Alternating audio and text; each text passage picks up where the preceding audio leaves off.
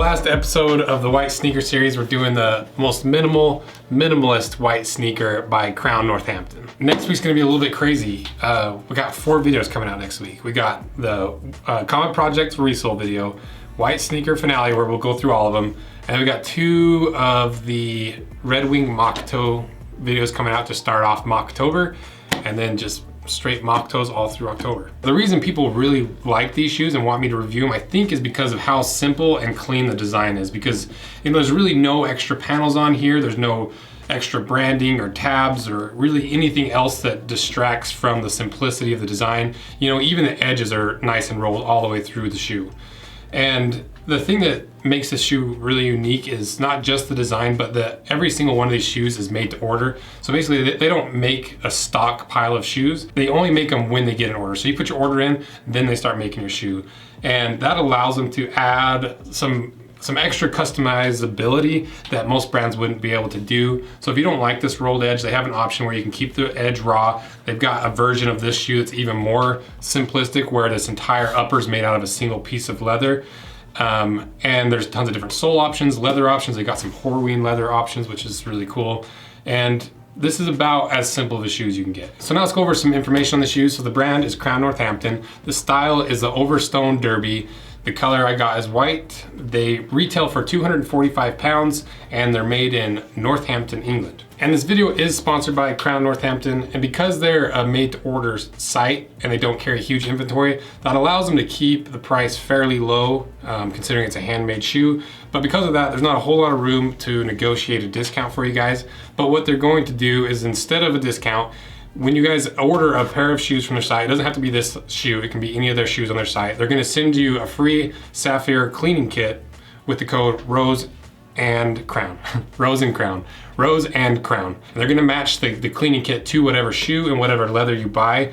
And thanks to Crown Northampton for sponsoring this video, and don't forget to get your cleaning kit. Now let's go through some of the information on this shoe, starting with the leather in the upper. So this is a European calfskin that's chrome tanned, and this has a completely different feel to it than the rest of the shoes that we've looked at. The rest of the shoes were a calfskin that had a pretty soft temper. They're really flexible, and they really don't have a break-in period.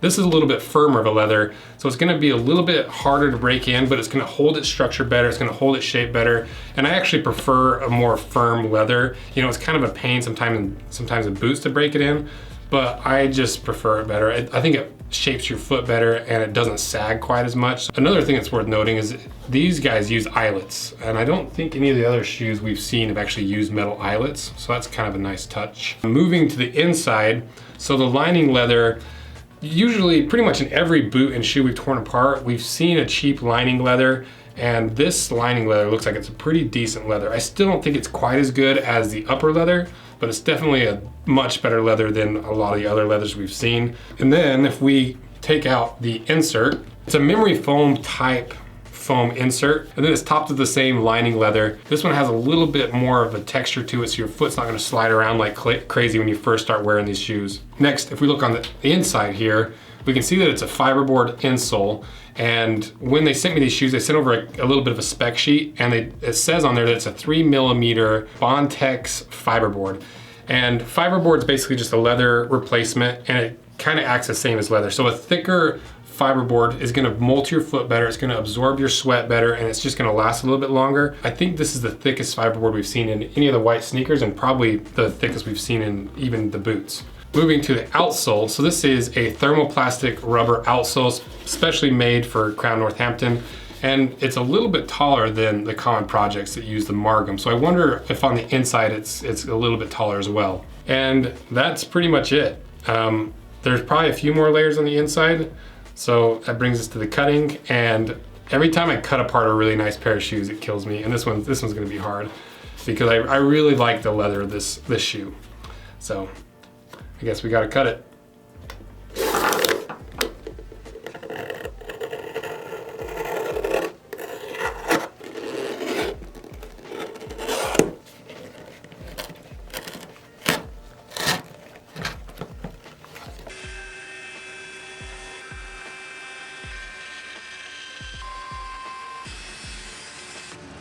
All right, we got it cut in half. Let's see what's inside.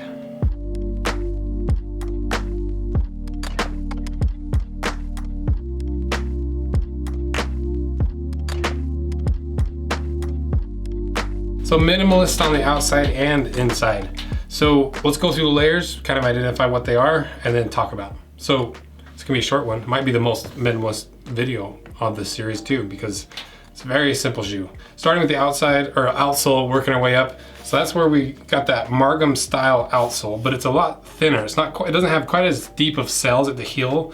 So you're still gonna get that little bit of squish from having those cells, but it's not gonna be nearly as tall or as much squish as like a Margam outsole. Then moving up from there, we got a layer of foam. And this foam is, I don't think it's quite as much for comfort as it is to provide a layer between the fiberboard and that rubber so you don't get squeaking as it's rubbing, and to add an extra layer of moisture wicking so that once this fiber, if you sweat in these a lot and this fiberboard gets really drenched, all that moisture isn't just gonna sit on top of that rubber and get really stinky. It gives a little bit of extra room to evaporate and dry out. And then to that 3mm fiberboard that we talked about. So I like how thick this fiberboard is. I wish more shoes would put a thicker fiberboard in their shoes. One thing that's kind of interesting is this counter cover is double layered up. Most of the other shoes have this reverse, but it's only a single layer. Adds a little bit of extra durability, because I've seen in a lot of shoes that where that stitch on the counter cover is where the shoe fails. But with that extra layer, that's not gonna happen. And then to the counter, so this is a thermoplastic counter, and the same thermoplastic material is in the toe as well. And that kind of gives me a good reason to talk about how these shoes are built. So the toe has a layer of thermoplastic inside of there, and it gets pulled up into a machine and pulled into that perfect shape, and as it cools, that thermoplastic retains its shape, and that's really one of the only ways you can get that shape. And then the rest of this is all pulled and tucked by hand by a super skilled craftsman, because there's really no other way to get a really clean flat surface with a single piece of leather without hand blasting it by professionals. And I think that might be the most important aspect of this shoe, is not just the simplicity, but how well it's done. And you really only get that when you're a shoe company like Crown Northampton, who's been around for over 100 years. They started in 1908, and they've had generations of skilled laborers making shoes just like these. And that might be the one thing that separates these shoes from the rest, is how perfect they are. And you know, on their website they look really good, but having them in person and seeing how perfect they really look, it's really something else. So overall, what do I think of these shoes? I think construction-wise, they're just as good as any of the other shoes out there. I think they're gonna last just as long. I like that they have a thicker fiberboard than anyone else. And then overall, aesthetically, this shoe is just a little bit wider than the common projects.